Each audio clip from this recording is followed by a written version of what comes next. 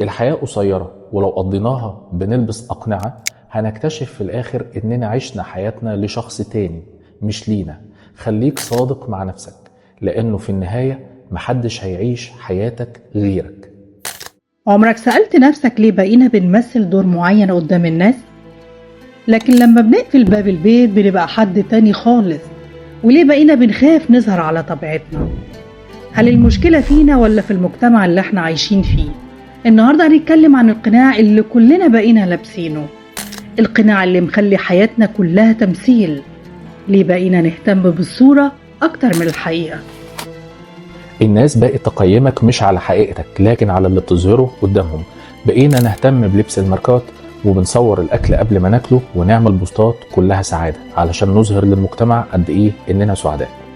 هل الناس بتلبس أقنعة بسبب الخوف من المجتمع؟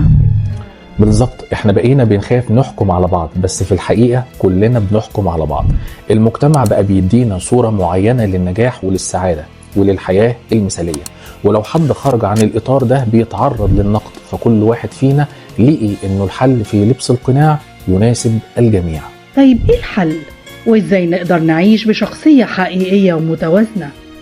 افهم إنه رضا الناس غاية لا تدرك، فعيش بصدق مع نفسك.